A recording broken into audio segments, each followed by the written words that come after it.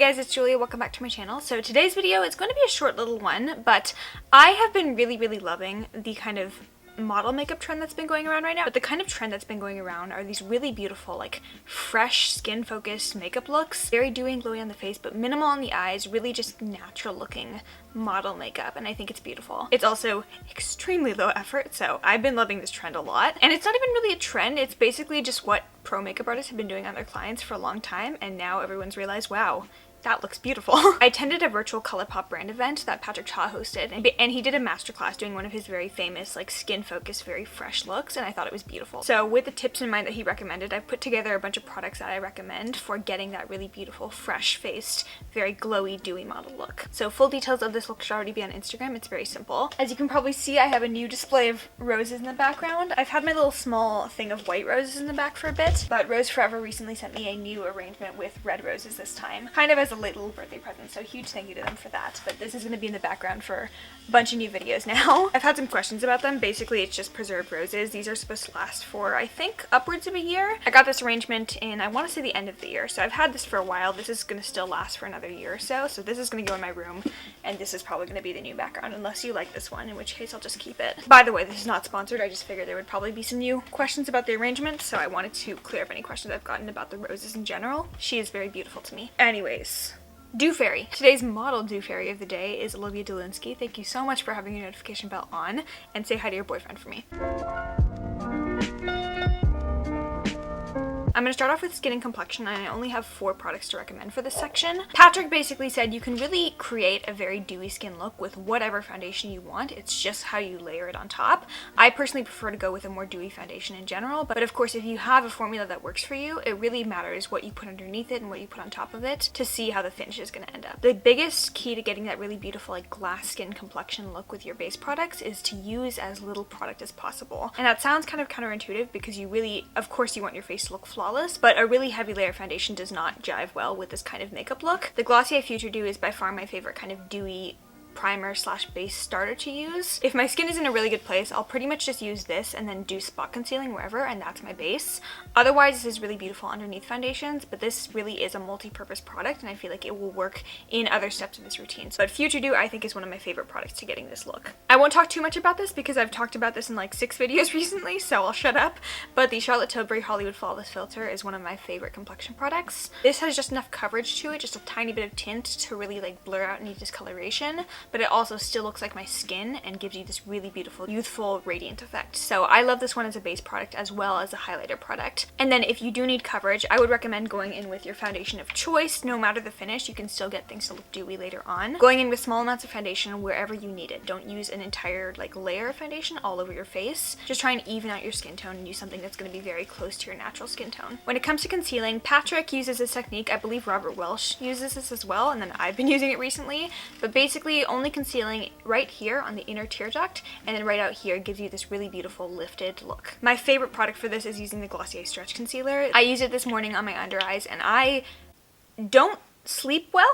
Okay. I'm not someone who can use very little coverage on my under eyes and just get away with it. So I was honestly kind of shocked that this worked for me, but I took a little bit of concealer. I don't have nails, so this works for me. I dab most of that onto my inner tear trough and then take whatever's left and just dab it onto the outer corner of my eye. And then with a brush like this, I buff it in until it looks seamless, and it gives you this beautiful lifted effect rather than taking that concealer and dragging it all over your under eye and down into this, like, kind of triangle effect. And then of course, using minimal product makes it look like your skin. So Glossier Stretch Concealer is my personal favorite for that. I would say this is kind of like a medium, very dewy concealer, but I really like this on my under eyes as well as all over my face, so it's a really all-in-one product for me. And then my favorite way to get that all-over glass skin effect, which I feel like really extends to having glow kind of like here on the apples of your cheeks where you wouldn't necessarily put highlighter, or here on your forehead, not aggressive, but just enough to kind of give you that nice dewy effect, is using a setting spray or a mist. Neither of these are necessarily setting sprays, and both of them are from Fourth Ray Beauty, but they have different applications in my opinion. So the Glisten Up Mist, I have a little mini right here, but I do have a full size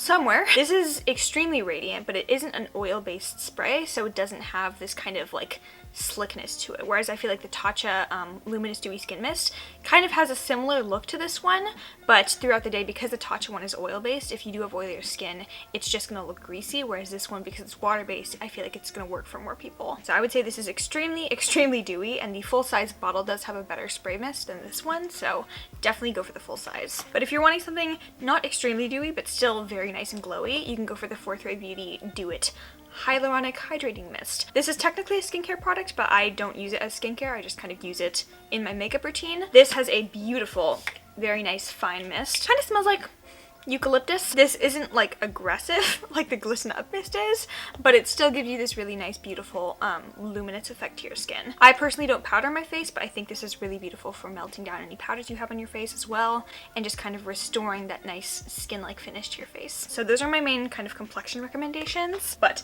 I have a lot of cheek products because I feel like that's kind of the big focus of this. It's a very skin-focused look, and your cheeks take up a large portion of your face. You're lucky that I'm gracing you with my ideas. For such a natural look, I was actually shocked how much bronzer goes into it. Patrick used a lot of bronzer in his masterclass, but I feel like bronzer is one of those products that if applied correctly, you can use a ton of it and it still looks very natural and just sun-kissed rather than overdone. Of course, it matters like what tone you pick. You don't want to go for like orange. A little five in me, yeah. So for this step, I think what you want to go for is either a good cream bronzer or a nice kind of glowy-ish, soft glowy powder bronzer, and we'll get to that in a second. But cream bronzer is the one I picked, and the one that's probably like most cost effective for a high-end-ish bronzer in my opinion is the Milk Makeup Matte Bronzer. Mine is the shade Baked. They have the shade Blaze as well, which is the darker one. This is $24 and you get a ton of product. I've had this for over a year. I use it very frequently and I still have like it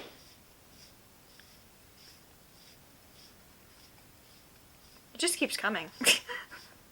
Okay, that's how much product I have left. And like cream bronzers, you really do not use a ton each time. So I think this bronzer is incredible value for your money. This is one of my favorite cream cheek products. I think it just blends really, really beautifully. It's warm toned without being too like orangey or reddish toned. And I really like it. So I think this is one of the most user-friendly cream bronzers. But I think softer powder bronzers can work really well on this as well. So the one I use today is Nabla's Skin Bronzing Sun-Kissed Effect bronzer in the shade Ambra. This is a kind of weird powder formula. It's almost like a baked bronzer, so it doesn't have any powder hiccup. It's really like, it's kind of dense and hard to get product off of, which I feel like is really good for this because you can't overdo it very easily. So here is the product on me. Nice kind of neutral shade, and it's not shimmery, like it's not a shimmery bronzer, but it's also not completely matte. This is what I define as kind of like a soft glowy bronzer, so I feel like layering this one on gives you a really nice bronze sun-kissed effect that still has this beautiful luminosity to it, and I feel like that makes it look more natural. I'm going to be reviewing the Nabla cheek products. I have the blushes and the highlighters as well, and I have some mixed feelings on the formulas. I feel like they all have very similar formulas, which isn't necessarily good when you have 3 different types of products, but for the bronzers I think the formula works really well. And then the Cover FX monochromatic bronzer duos I think are awesome for this as well, particularly this kind of shimmery side here. This is just a step up in terms of shimmeriness from the Nabla one. It definitely does have a little bit more of a glow to it, but I still feel like it's not aggressive and it doesn't emphasize a ton of texture, which I feel like most kind of shimmery bronzers do. Either way, kind of same like healthy glow that this gives you without being too weird looking on your face. Definitely going with a light hand though. The Nabla one is very hard pressed and very hard to get a lot of color payoff. These are definitely a little bit more pigmented, so you want to go in with the light hand. Blush and highlight are probably the most important part of the entire look. So for blushes, I definitely think that going with a cream blush is a must for this look. Glossier Cloud Paint, kind of the blueprint for this. I have the shade here Storm.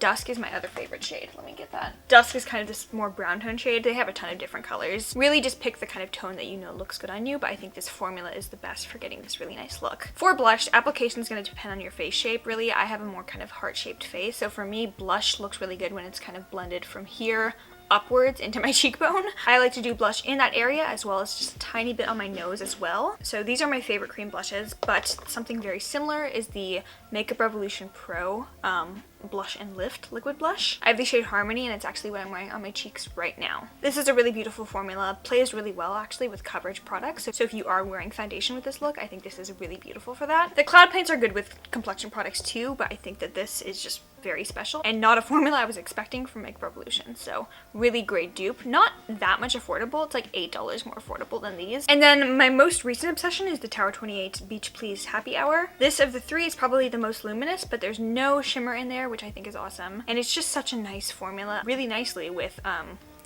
like actual complexion products, so I wouldn't be concerned using this one on top of foundation. Can look pretty intimidating and pigmented, but it just diffuses so beautifully and so naturally, so I love this. And of course there are different shades of this. This one just happens to be my favorite, but I really love this blush. So yeah, highlighter. Something I've noticed, even though these are very, very, very, very glowy looks, they don't really focus too much on highlighter, or they don't use highlighter as the main way of getting that glow. Most of the glow in the looks on the cheekbones comes from the kind of underlying like very glowy complexion base that they put down, and then they just add a tiny bit of extra highlighter onto the highest points. But because you're not using a ton of highlighter, it doesn't look unnatural and it just looks like a very beautiful from within glow. So for this, I think that liquid and cream highlighters are probably the best way to go in terms of getting that nice natural glow. You don't want anything that's going to be icy or anything that's going to look obvious on the skin. Favorite thing for this look is the Pat Ta Major Glow Highlighting Mist. This is something that I know a lot of people don't really enjoy. It's hard to spray this one onto your cheekbone and just get it to stay on your cheekbone, and that's kind of why I like it. I feel like this gets glow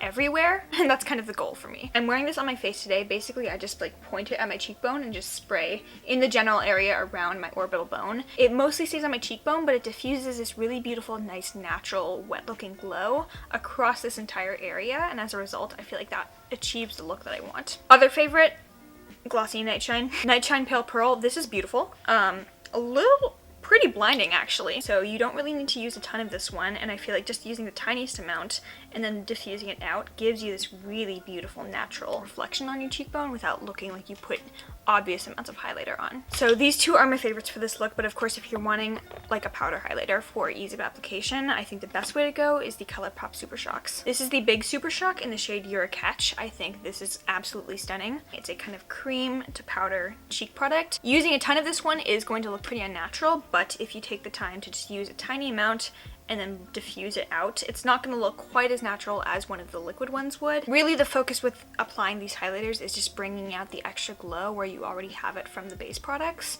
and I think that these are the best for doing that. When it comes to eyes, there's really not a ton that goes into these looks. They're very skin focused looks. A lot of the looks actually either don't use eyeshadow at all or just do kind of like a monochromatic all over like one color blended out look. But something that I think has really come back because of these is brown liner, and that's like one of my favorite things. Brown liner I feel like looks so much more natural than black. I love black liner, but I think brown liner just hits different. Right now my favorite is $1. It's the AOA Studio Buttercream Gel Liner in the shade Java Chip. I love this. It's a really beautiful, nice like coffee, chocolatey brown liner. Nice color that diffuses really, really easily. So I feel like you're able to do that kind of nice, soft, faded blended liner, which I feel like is a big part of this, or you can make it really, really nice and sharp. So I'm wearing it on my eyes right now. I would also recommend just taking any like dark brown eyeshadow and doing a kind of eyeliner using eyeshadow, and I think that's another way to get a really nice diffused line. Doing a kind of eyeliner wing with powder I think gives it much more of a soft diffused effect than if you'd use a cream gel liner. And then again, it's not really an eyeshadow focused look, but I think that the Kaja Chocolate Dahlia Beauty Bento Trio is awesome for this as well. You do have a shimmer. Most of these eye looks do tend to be all matte, but I think that if you want to add on a little bit of a neutral shimmer, this is great for that. But you have this kind of nice sculpting medium matte brown shade as well as this kind of nice chocolatey brown shade, so you can do kind of winged liner effect or something just nice and natural and blend it out. But that's it for the eyeshadow. Not much. I don't think I've filmed a video without false lashes in ages, so it's kind of weird for me, but I'm just wearing mascara and most of these looks just involve wearing mascara. So if you don't like wearing false lashes, this is the trend for you. Because you're not really relying on lashes, you do have to kind of rely a lot more on mascara to give you the kind of volume and like lift and length. So two of my favorites right now, this is the Grande Cosmetics Grande Drama Intense Thickening Mascara with castor oil. Haven't noticed any hair growth with this necessarily, but I do think it's a really beautiful mascara, so it's what I have on my lashes right now. I'm recommending a product from Lilly Lashes. This is insane. This is the Triple X Mascara. I'm mentioning this because it reminds me of the Hourglass Caution Mascara. It's a little bit less expensive than that, but this is one of the only mascaras I've found that gives me that beautiful volume and length and doesn't transfer at all throughout the day. So I don't notice any like black smudging on my under eyes, which is something I have a lot of with other mascaras, including this one sometimes. And this gives me like as close as you can get to a false lash effect. You're never going to be able to replicate like the true like length and volume that false lashes give you, but this is good. Brows kind of ranges between either just like a nice natural lightly filled in brow to like straight up feathery brows, which I know some people don't like. I think the best way to go for this is to really just embrace your natural brow shape, fill it in where you need any filling in, and just kind of enjoy the ride. You don't have to do like very structured brows, it's just nice and soft. So for this I like doing a little bit of soap in my brows just to kind of spoolie them upwards, and then I use the Lottie London Arch Rival Microblade Effect pencil. Basically it just kind of has these 3 little tips and you can draw in natural looking hair strokes. I know Milk Makeup has something very similar to this as well as a couple other brands, so this one is my like favorite low-end drugstore one, but I like this a lot. And this is totally optional. This is from Lottie London as well. It's called the Freckle Tint. Faux freckles, if you want to do that. This is a great product. I know that Milk and Colourpop also have their own like freckle thingies, so if you want to do that, go ahead. You can also use like an eyebrow pencil or an eyebrow pomade if you want to do that, but I like products like these. It's just kind of like thin liquidy texture and you're able to kind of dot them down, use your finger, and then just kind of diffuse out the freckles, and I think it looks more natural. Or if you're naturally blessed with freckles, just don't do anything to them. And then lip products. I think with this look you can do a lot with your lips. I've seen some looks where it's just very, again, like very natural looking glossy lips, and I think that's the standard. Because it's so like skin focused and minimal eye makeup, you can really do fun colors as well. So right now I'm wearing the Kylie Cosmetics lip kit in Kristen. I think a bold red lip looks really beautiful with this as well, or like a hot pink, whatever you want to do. But my favorite kind of like natural looking lips for this, the Colourpop Just a Tint lip pencils. My favorite shade is Feel Good. These are beautiful, very your lips but better, and just effortless. They don't feel like anything but lip balm. This is such an underrated lip color, but the Natasha Denona lip liner pencil in L4. I don't recommend ND products ever, so this is wild for me, but this is one of my favorite lip liners. It's just this beautiful kind of like plummy toned neutral, almost like brownie but not too brown nude. So this kind of gives me that nice dimension and shadow. I like it for liner as well as to kind of fill in my entire lips with a beautiful nice nude lip color. The Oden's Eye Alva Cream Lip Stain in Little Jasmine. This is a beautiful nice neutral nude, soft beautiful color, and the cream finish is really comfortable as well. So kind of gives you that nice glossy finish and color in one, and because it's a stain I feel like it does impart a little bit of color that lasts pretty well even after the glossy finish wears off. Glosses, lots of them. A good clear gloss, you can't really go wrong, so the Tower 28 Chill Lip Jelly. I love her so much. Very comfortable. I think just giving you an all over glassy lip effect is very in line with the aesthetic of the look. If you want something with a tiny bit of color, the Fenty Beauty Fenty Glow Gloss Bomb I think is awesome for this as well. This has a bit more of like a brownie look than the Fussy Gloss Bomb. This is more pinky, but I think the Fenty Glow one is a little bit better for this just because it gives you that just nice natural your lips but better effect. The Kopari, I think these are called the Gloss Teenies or something. These are basically like coconut lip oils. Mine is the shade Pinkini, which is a hot pink, so it's a little bit like bright in terms of color payoff, but if you do a nice thin layer of this one, it's a lip oil texture, but it has this beautiful glossy finish, so I feel like I get a tiny bit of color, a nice comfortable finish on my lips, but it just looks wet. And then the last thing, Patrick actually said that he uses the Laneige lip sleeping mask sometimes as a finishing gloss product, which I thought was genius. This is basically a lip balm slash sleeping mask for your lips.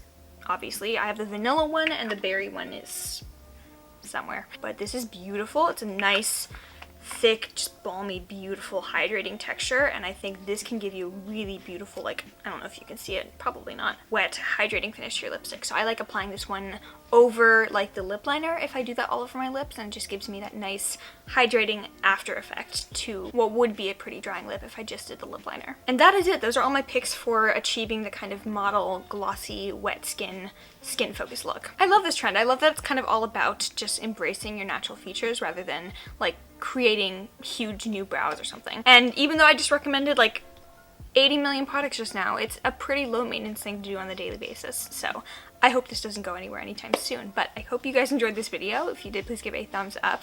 Make sure you're subscribed down below. Follow me on Instagram, Twitter, and TikTok.